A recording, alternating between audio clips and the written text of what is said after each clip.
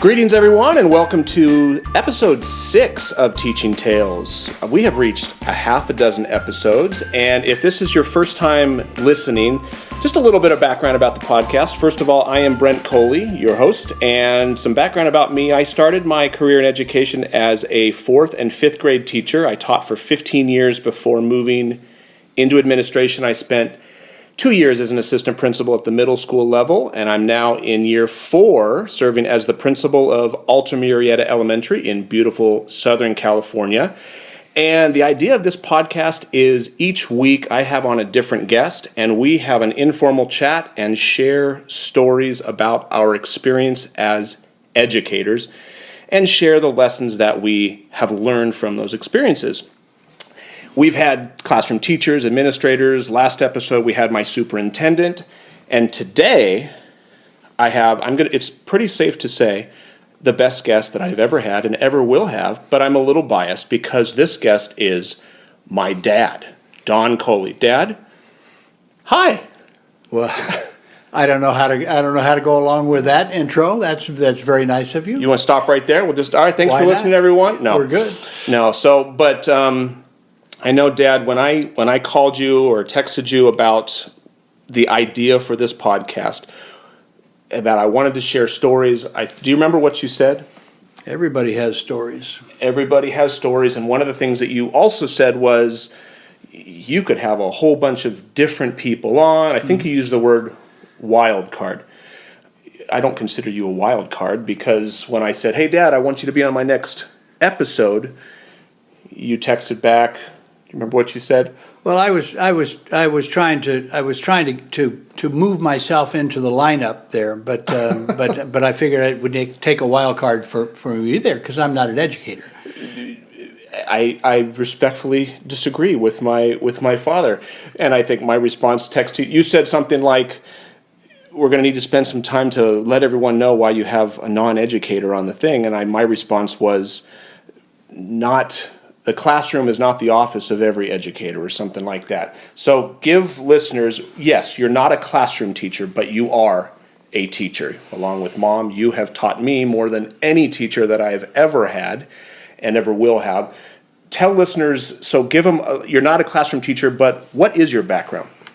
Well, my classroom is the world, I guess. It's the world of business. I'm a Vietnam veteran. I have bachelor's and master's degrees in psychology, and from there I went into the field of business. I've always been involved in church and have taught in church, and so I had that. That was a significant part of my background, and for the last 10 years, a little more than 10 years, I've served as the administrator of an organization called Teen Challenge. I work in Southern California, and so we have about 600 beds. That's a Christian drug and alcohol recovery program, a residential program. So I serve there basically operating on the business side. They let me teach every once in a while, and so I have an opportunity to talk to people about life. Fantastic. And I've listened to you and seen you teach at church, and I have met people that you work with that didn't know that I was your son, and you definitely have taught them a lot. But when we were at Red Robin a couple of weeks ago, we were kind of talking about, well, what do you want to talk about? What do you want to talk about? And you said, well, how about if I tell you a story about when you were in high school? Yeah, the only story I had was a story about you, and you didn't even remember it. So I thought, you know what? Listeners would probably enjoy having my dad tell me about. So it's not too embarrassing, I don't think. So go ahead, tell the story of when I was in high school. Well, let me kind of set it up a little bit. That one thing that I've learned is that if a person wants to have a long-term influence in the life of another, oftentimes they mistakenly think that they can accomplish that through the position that they're in or the authority that they have over that person. And I believe that that's erroneous. That the way to have lasting influence is through establishing relationship, to recognize that both me as an educator and a student or people that we come in contact with, we all have needs, and the best way to try to have influence is to meet both of those needs. So the story goes back to a dance, a school dance that you wanted to go to. And we lived on the kind of the coast of Southern California in Encinitas, and you were dating somebody that was lived over inland, and it required a late night coming home on a very dangerous road with an inexperienced driver, and your mother didn't take too kindly for that. No, for those in Southern California, San Diego area, Del Dios Highway, yes, an extremely windy, no guardrails, anything like that. So, yes. So anyway, when I came into the picture, the solution that had been proposed, because you were an inexperienced driver, the solution that had been proposed would be that you would be chauffeured and you and your date would be chauffeured to the dance and back.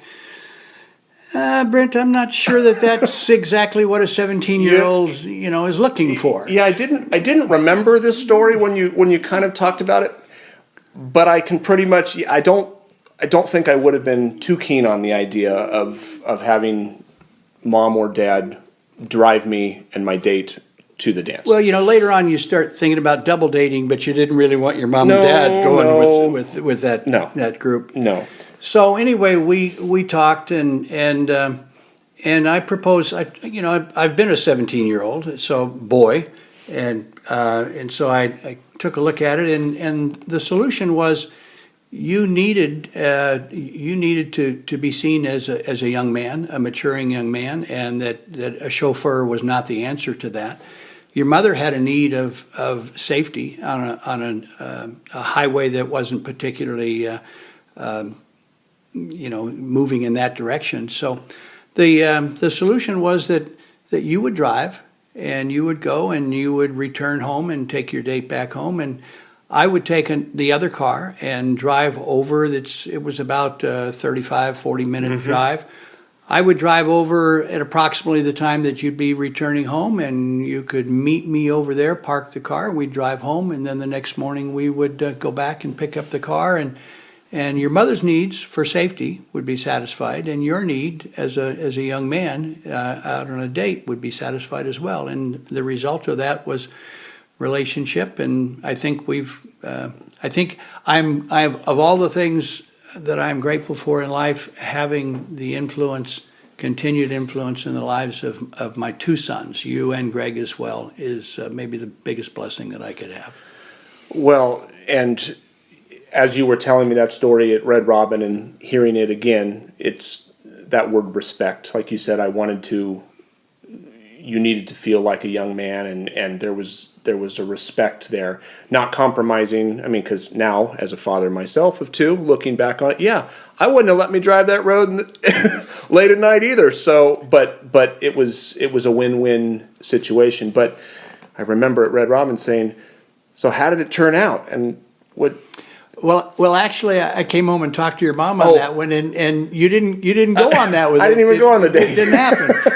So it's all hypothetical. Okay. Well, yeah, that's again, the word respect, as you were telling me that, and I knew we were going to talk about relationships and respect, and how you said that without a relationship, it doesn't matter. I said in our last episode when I talked with our superintendent, Pat Kelly, I mentioned the TED Talk by Rita Pearson, a former teacher, who said that kids don't learn from people they don't like.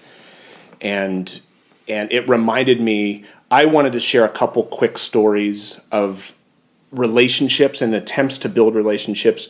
I want to share one positive one where I think I did an okay job, but one where I did not do an okay job. And we could all share examples of both. And that's, we learn from our failures. If you don't fail, if you're not failing, you're not growing. So the first story, when I was an assistant principal at the middle school, there was a student who had a difficult time with respect sometimes. He had a temper, and sometimes when he got upset, he would pop off a little bit and be less than respectful towards some adults. In particular, there was a particular supervisor that he didn't get along with. And I remember on one particular day, there was another episode, and I remember pulling him aside after the fact, and I just asked him, I said, why do you feel that you need to do that? Why do you talk to him like that? And I will never forget what he said. He looked at me and he said, Mr. Coley, you respect me, so I give you respect. Mrs. Key, our principal, she respects me, I give her respect. The supervisor, he doesn't respect me, so I don't give him respect. Now, out of the mouths of an eighth grader, that it was all about relationships. Now, while I did not agree with his behavior, and I made that very clear, you can't talk like that, there's consequences. I did it in a way that he at least saw that I was trying to connect with him. I was trying to build a relationship. And regardless, I don't know what had happened with that other supervisor, but in his eyes, he did not feel that that supervisor had tried to had tried to cultivate a relationship with him, tried to show him that he cared. And that was the result. Again, that in his mind, to get respect, you got to give respect. And if the supervisor was trying to influence the behavior by using authority, he wasn't going to get where he needed to go. Which reminds me, what you just said, I've mentioned this to you before. Lou Holtz, the former coach of Notre Dame, South Carolina, I saw an interview with him when he was recalling when he got the job at Notre Dame. And he said that it was after the interview and he'd just gotten the job, and the gentleman he was talking with brought him down to the locker room, and he looked Coach Holtz in the eyes and he said, I can make you the coach of this team because coach is a title and titles come from above. But I can't make you the leader of this team because players will choose who they will follow. A business card, a nameplate on the door means nothing. Like you said, campus supervisor, he didn't care. I don't care what you are. I mean, I care, do you care about me? And if you don't, unfortunately, the results were oftentimes less than positive. The other quick story I wanted to talk about, so the issue with that eighth grader was I was trying to build a relationship, and while we had some difficulties, he knew that I cared about him, and I got along well with him. He spoke respectfully with me. The other story I wanted to tell was a time where I blew it, Dad.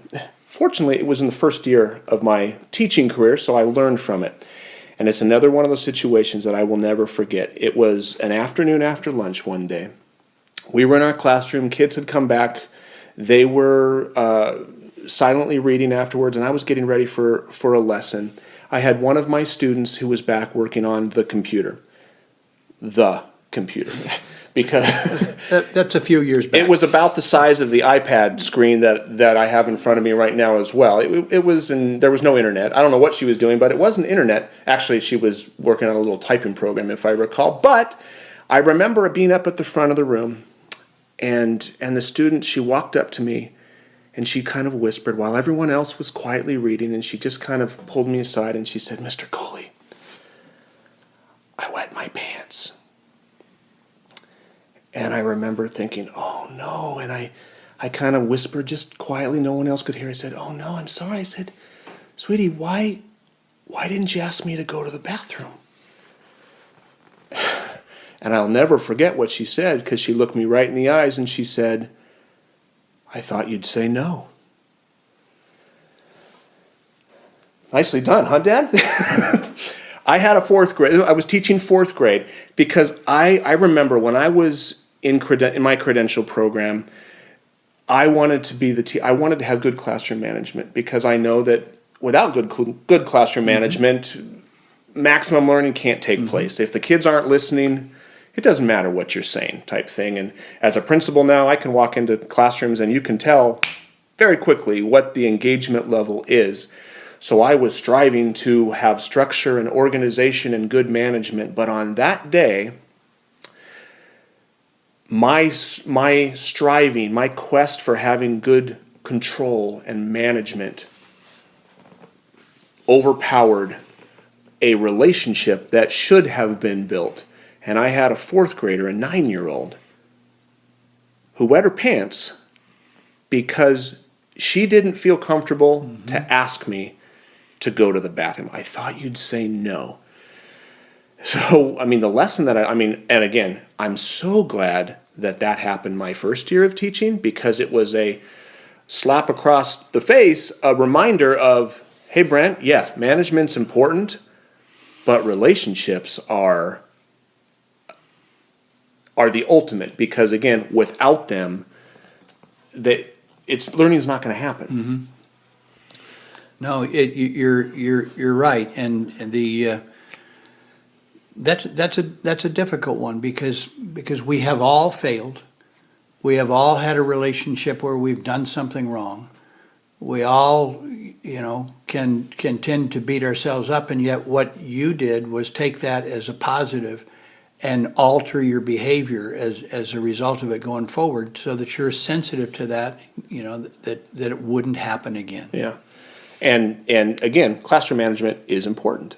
And for anybody listening, the message is here, don't care about classroom management. No, that's not the message, but balancing between, these are not numbers on a roster. These aren't just names, they're people. They're people that, when they come into your classroom, want to feel safe, want to feel comfortable, want to feel that you care for them. I'm just popping into my head now a story as an adult in my master's program, because when they feel cared for, students will do, you've seen this, I know you, as I mentioned earlier, I've seen people that you work with that didn't know I was your son, and the stories that they told while you weren't their classroom teacher, whether it's seeing them on campus, walking by, asking them how they're doing, they just gushed about you. And it wasn't something like, wow, he taught me X, Y, or Z. It was, he cares about me. Well, this is not what we talked about before, but how much have you learned on the golf course with me? What's the most important shot in golf? The next one. The next shot in golf. It doesn't make any difference what happened back then. And the reality is that our lives teach more than our words ever will, because people will listen to our words and judge them against our lives. And if there is an inconsistency there, it will ring hollow, and that will mean that the value of those words is lessened. And as an educator, your job, my job as a supervisor, as an administrator, is to accomplish things, to have that influence, to get the teaching that they need to have it land and be grasped. Yeah, my job now as a principal is, I have a lot of responsibilities, budget and stuff like that, but it's people first. It has to be people first, because if they know you care, they'll run through a wall for you. I'm reminded of one of my professors in college. My first class of my master's program, Dr. Andrea Guillaume. Andrea, if you're listening, you made a huge impact on my life. Not because of what you taught me, although you taught me a ton, but I remember it was a statistics class. Not particularly the most exciting class I've ever taken, but I remember in the class, I want to say that I'd only missed like 3 points in the whole class. But at the end of the class, the final was optional. She gave the students an option that, hey, if you'd like if you already have an A, you can skip the final and just take your A. Dad, do you think I took the final? I'm putting you on the spot here. I'm going to stay silent. Okay. Well, I took the final. I'd only missed 3. I didn't have to take the final because I already had the A. But there was no way on this green earth that I was going to let down my teacher because of what she meant to me in terms of she cared about her students, adult students, not 9-year-olds, adult students, and I didn't want to let her down because she was more than teaching statistics. She was also building relationships and cared about her students. So her actions, like you said, backed up her words. So anything else? Yeah, there's that Okay. thing that we talked about before, you know, that we talked about a bus driver, Yeah. a school bus driver. And since this is going to go out to educators, I mean, we talked before you started recording, they got a more difficult job than a substitute Oh, teacher, my and the gosh. substitute teacher doesn't have a chance, No. you know. But we have a friend, and I read a Facebook post to you. We have a friend named Lonnie, who was a school bus driver for 35 years, and is now in his final days of life, actually was sent home from hospice. They kicked him out of hospice, he says, so maybe he'll make it. But watching on Facebook or reading some posts on Facebook, a woman who said that she boarded his bus 40 years ago, and then she just talked about the influence that he made in her life, that he is the godfather of their children. Why? Because he cared for her. His life demonstrated what all of us need to do if we're going to bring healing to a country that is divided and that has differences of opinion, that we need to be civil in them, and civility in the way we live our lives can move us in that direction. And Lonnie's a special man to drive a bus. That was his classroom. He had a classroom on wheels, and he was a man who made a difference. Absolutely. 40 years later. 40 years later. Yeah. So the message is, for those of you listening, whether your classroom is four walls, brick and mortar, a classroom on wheels, a classroom, Dad, like you have, if the world is your classroom, teach your students, but more importantly, love your students. Show them, not just tell them, show them that you care about them, and that is what they'll remember. They're not... Model for them the way you would like to be seen. Amen. Amen. Well, Dad, thank you. This was a privilege, as always, and we can hit stop and then go back to watching Pebble Beach golf. Well, but you have to say, thanks, Mom and Dad, for listening, That's- because I did listen to Lisa a couple of weeks ago, and I'll listen to Pat Okay. next week, because I just want everybody out there to know that Mom and Dad do listen, because we're proud of what you're doing. Well, thank you. Thank you very much. So thank you, Mom. We'll have you on for a future episode.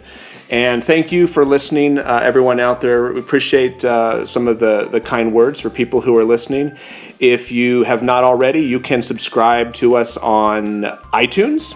Teaching Tales is the name of the podcast again. We're also in Google Play, or you can find the podcast on my website, brentcoley.com, BRENTCOLEY.com. And if you like what you hear, drop us a review. I would appreciate it. Thanks so much for listening, and we'll see you next week. I won't see you next week. I'll hear you, or you'll hear me next week. Have a good one.